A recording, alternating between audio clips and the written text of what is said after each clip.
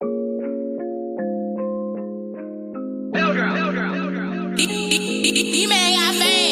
going on, Clarence? Cornmeal. Let's do it. D-man alright. Whoa. D-man alright. Spicy mafia. Spicy mafia. You gotta keep it spicy. If you see a queen, you better wife it. While we lit her, then a lighter. It makes things much brighter. I said you gotta keep it spicy. You gotta keep it spicy. It's a long time coming, actually. Mike in Space is one of those guys that everybody knows, everybody's heard of, and he's dessert. He's part profound philosopher, and always interesting to listen to and to follow when it comes to cryptocurrency. But before we get too deep into that, Mike in Space, thanks so much, man, for coming on the show. It really is an honor. Thanks for having me. Hope you're staying safe in these, bizarre times. It really is bizarre. And I was listening to your shows back against some of my favorite hits, and I can't believe I didn't notice this before, but not to dox you too much here, but you're a Canuck, right? You're Canadian. Yeah, I think that's public knowledge. Yeah. I heard a couple of boots, and I was like, wait a second. Yeah. Yeah. Well, very cool. Very, very, very cool. Well, let's get into it. I think most people know you from Bitcoin Car Talk and that series, and how it's made us laugh for years. But before we get into the series proper, you go back quite a ways. How did you first discover or even kind of get into Bitcoin? Yeah, so I had first heard about Bitcoin in early 2013, just through mainstream exposure. It had been in the news. So I bought a little, around $100 or so. It was $150. Wow. And I kind of just accumulated through the years, kind of stayed low key. I wasn't really a personality or anything until around 2016, when I got more involved with crypto Twitter, and I started making some content just for fun.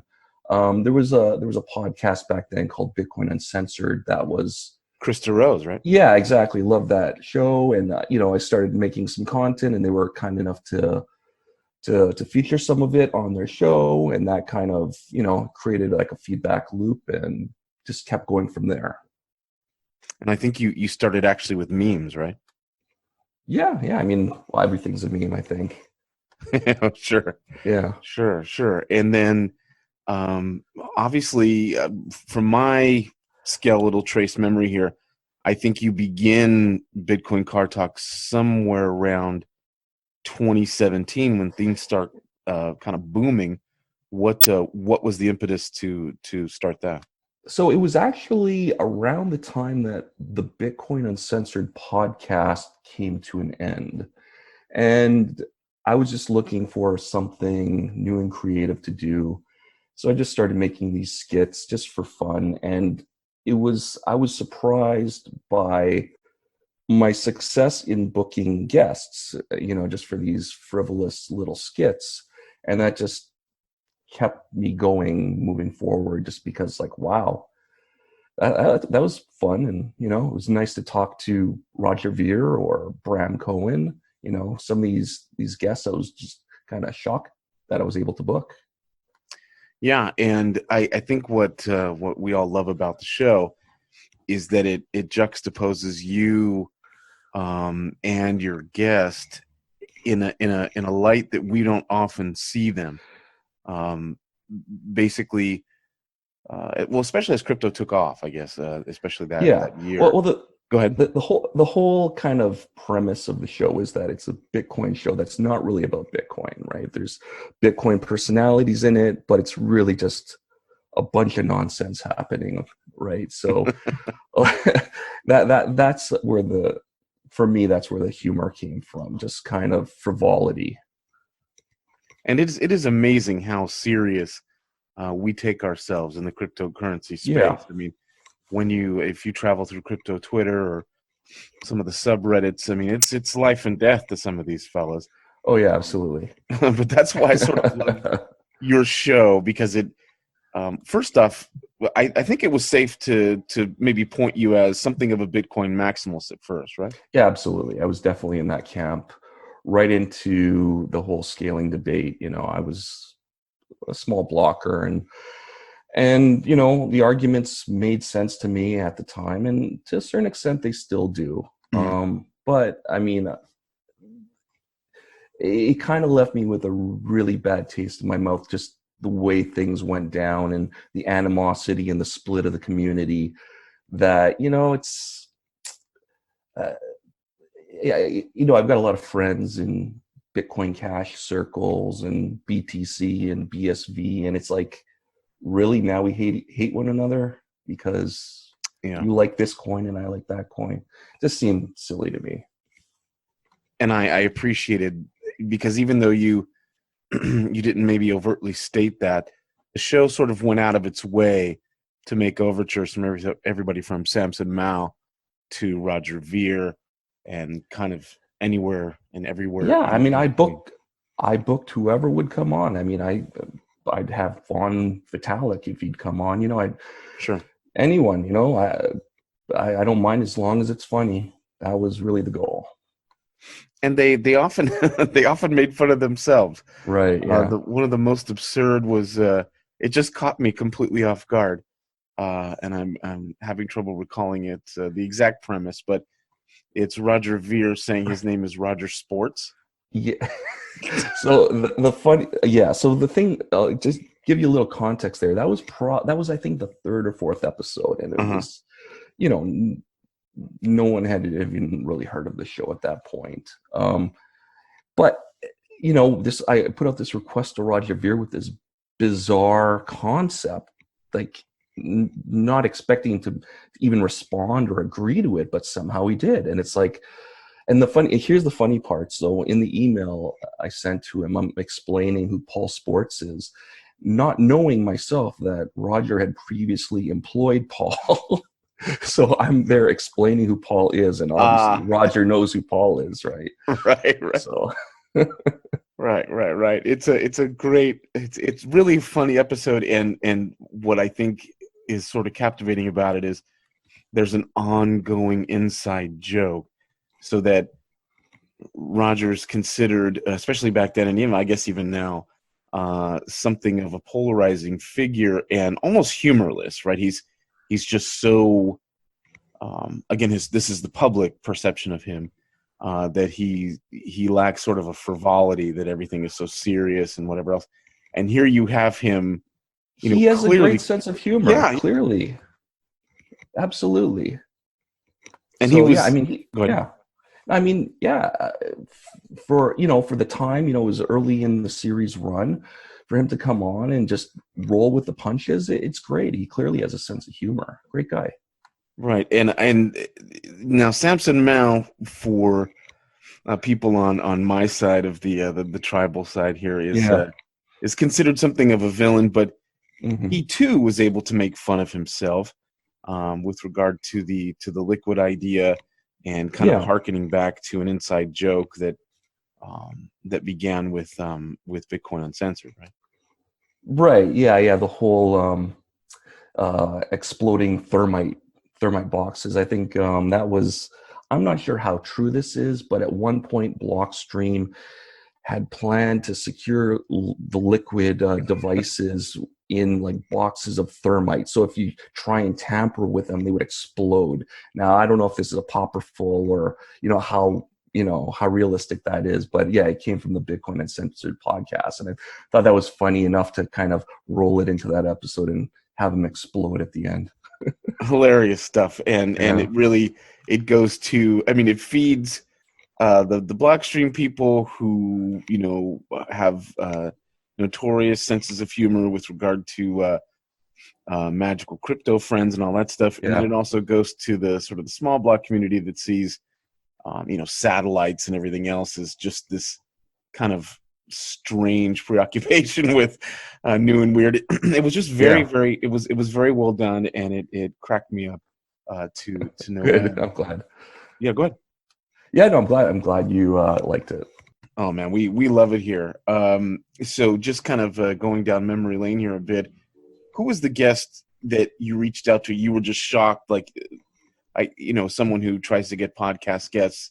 Right. Obviously, I've submitted it to the White House and to the Yeah, so the one that but- probably shocked me the most was Scott Adams. So he's the creator of the comic Dilbert, right? Right. So I mean, he's very popular on Twitter, and Dilbert is massive. So for me to, I basically tweeted at him, right? Hey, do you want to come on my show? I think he had some crypto thing going on at the time, like an ICO or something he was involved in. So he agreed to it. I'm not sure he knew what he was agreeing to at the time. Like maybe he thought it was like a real interview for his ICO, but he played along. I sent him the script, and he was not. It was funny. He sent me a number of takes. So he wanted to get it right, and the turnaround. Like sometimes with guests, like I'm waiting months, like literally 3-4 months, Right. Just for them to send back 30 seconds of video. With Scott Adams, like he turned it around in like a day. So that was, it was really impressive to me. Another one is probably Richard Stallman, the notorious Richard Stallman of Unix fame. Sure. So yeah, he was also a great guest to have. I was going to ask, and so has that been your overall experience when you reach out to people and they agree that most of the time it goes fairly well? Yeah, you know what? Surprisingly, the vast majority of times it has gone well. There's been a few occasions where a guest has agreed, and then I send them a script, and they're like, "Wait, this isn't an interview," and then I never hear from them again. That's happened a couple times. Well, because I'm not even it's not their fault. They think they're agreeing to an interview, right? And then they find out that I want them to act a part, right? I mean, that's not their thing, but. The one with Amarisa Shea where he throws you the small block. Yeah, that was a great one too. Yeah, that was really great. The funny thing with that one is the funny thing, I kept pestering him because it was taking a while for him to send me the video, and stupid me, I didn't realize this was when the riots were happening in France, right? So the whole country's on fire, right? And I'm pestering him for this video clip. But he ultimately did come through and yeah, he sent you the video. You've had a couple of repeat guests, right? Yeah, let me think. Who's been on a couple of times? I think Roger Ver was on twice, but that's only because I reused the video. So I kind of shoehorned it into another episode, and people were wondering. This was right after that Roger Ver versus Bitcoin error log debate. So I kind of redid it in the show, and people were emailing me saying, "Well, how did you get Roger to do that? Why was he saying my name is Paul is Roger Sports? Yeah, it doesn't make any sense." And so that was funny for me, anyways. Well, a lot of this is just to make myself laugh, quite honestly. Sure. And do you ever get any pushback from the various camps who think that maybe you've gone too far off in one direction or the other? I mean, I think everyone understands it's comedy, right? So it's not like it's pushing any particular agenda. So yeah, I think everyone kind of realizes it's comedy and there's not really an agenda to push one coin or the other. So I think everyone takes it within the right spirit. Haven't really heard anyone say, "Well, why did you have that guest on or this guest?" It's like, even with Amaury, I was thinking, well, you know what, the BTC camp might say, "Oh, why is he having on this guy?" But everyone just thought it was funny, and yeah, I didn't hear any criticism of that. That's good. I'm glad to hear that. Actually, it's good to know that the space can laugh at itself. Right. I think it's super important. Especially now, we're in a very strange time for cryptocurrency. So we've had, roughly more than 10 years. Adoption really isn't where anybody thought it would be. Right. We're facing a global pandemic, and I don't want to turn this too sour, but I would love, especially since you've been in the space for as long as you have, since like around 2013, to Yeah. kind of get your sense of where it's at. Are you disillusioned? Are Yeah. you more hopeful? What are your thoughts right now? You know what? I kind of flip back and forth day by day, but here's my perspective on it. You know, I used to be a lot more idealistic for sure. Lately, though, it's crypto as a whole just kind of looks like a big casino to me. It's all sort of like a confidence game, Hmm. sort of like with Tether and everything sort of manipulated by whales. You know, you kind of worry sometimes that there's no greater goal than to just separate plebs from their money, right? Are we really making the world a better place here? So, and you know, a recent wake up call I had was when Peter Ryan suddenly quit the space. You know, Peter Ryan, obviously, Yeah, of yeah. CoinSpice Formerly Live. of CoinSpice, sure. Yeah, and I think he pulled back the curtain a bit and didn't like what he saw. You know, the market manipulation with Tether and Brock Pierce having his hands in literally everything with crypto capital. The whole thing's a bit like WWE in a way. Like the conflicts are there for drama, to distract the plebs while they're being fleeced. And I think he was a little disgusted by that. And Yeah. that was kind of wake up, because I was DMing with him, and I kind of feel the same way. It's like, is there greater good to what we're doing here, or is it just about fleecing the plebs? Right. And he was also sort of part of the Briar Patch, Chris Yeah, DeRosa milieu there. And it's interesting because Chris, kind of famously, shut it all down. And, yeah, he'll still pop in from time to time. But he has sometimes it's hard you have to sort of speak DeRosian language, but um, I think it's safe to say he's a fairly sober yeah, analyst rather, and I think he really influenced Peter. And that's interesting. I never thought of it until right about now that you guys both come out of his camp, so to speak. Yeah, yeah, absolutely. it was a real interesting turn for us too at CoinSpice. To be honest, because interestingly enough, he brought you into our orbit officially. Right. Famous Yes. mempool reports; those were hilarious. Yeah. Yeah. The original plan, he had DM'd me saying, "Hey, do you want to do like a Bitcoin card talk segment within CoinSpice Live?" And I just wanted to do something a bit more creative than that, just something completely different. And that's how the daily mempool report kind of came about. And it was initially only supposed to be a one-time thing, but it was a lot of fun that first time, and we just kind of built it, and we built in characters like Vin Armani and Colin instead, and it just kind of worked as this sort of episodic thing. Yeah, I love the stuck in the mempool with you. Yeah, I mean, they were all done like very quickly. Like I was handing them off to Peter like the day of the episodes would air, right? So I like record them really quick, sometimes with terrible audio, and I'd edit them and just hand them off to Peter, and they'd air that night. It was a lot of fun. It was like 6 or 7 weeks last summer. It was really exciting, and the whole CoinSpice Live was like a great experiment. It was like you don't really have these sort of like a late night talk show format for Yeah, crypto, and that's what it had that feeling to me, at least, and I really like that.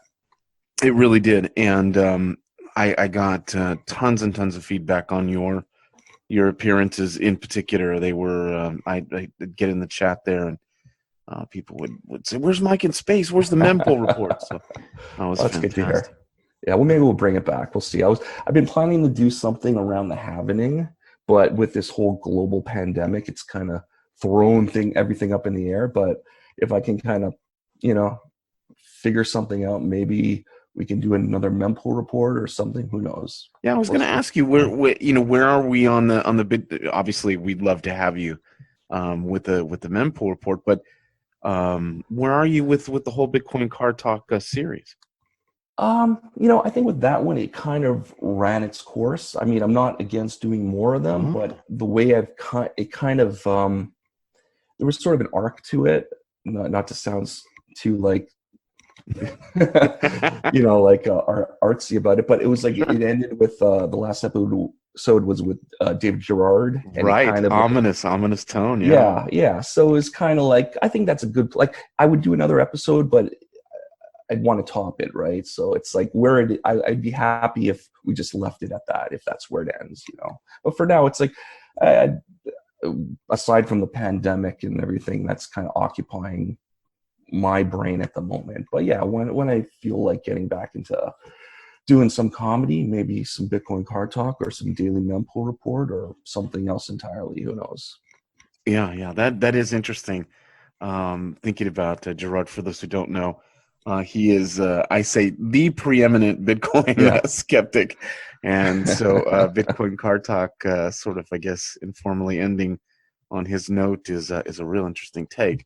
Yeah. So looking forward, you said you kind of consider yourself, I guess, a little bit more realistic now, a little less ideologically inclined. Yeah.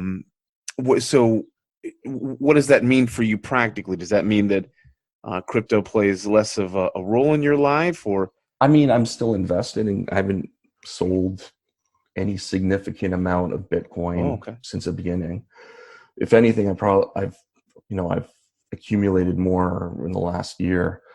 So I mean, from an investor standpoint, I'm still fully invested. But I look at it more as an investment rather than this kind of world-changing technology. Perhaps things can still happen. I mean, we're in this situation where this is a worse financial crisis than what we saw in 2008. And if there was ever a moment for Bitcoin to shine and kind of have an upheaval of the traditional system, it would be now. So, a lot could happen in the next little while. So, I'm still here. If I'm more of a skeptic, I would say, but I'm not completely sure I wouldn't still be in the space. Yeah, that's another interesting kind of trajectory that I'm noticing. In the early days, say the Mike Hearn type days, people would just get disenchanted, either rage quit and capitulate. Now it seems to be kind of what you're going through, which we get all excited. It's going to change the world. This is all going to be an incredible, global phenomenon that doesn't happen. But we're not losing complete faith in the idea. It's just more tempered with, well, geez, maybe it's not exactly what we thought it was going to be. Right. And that's always the case with technology. The way the internet was envisioned is radically different than what we have today. So that's going to happen, right? The idealized version of what you might have in your head isn't going to materialize, but maybe you can get halfway there, right? So I think that's kind of the goal. Maybe we can get some of these, if it's helping in Venezuela, or it's helping with remittance. These are all positives, right? Sure. And do you come down any more on one side or the other? And I realize there are way more sides than this, but the sort of the obligatory CoinSpice question here is, do you have a vision of Bitcoin as more of, say, digital gold, or store of value, or unit of account, or medium of exchange, or have you come to any conclusions in that regard?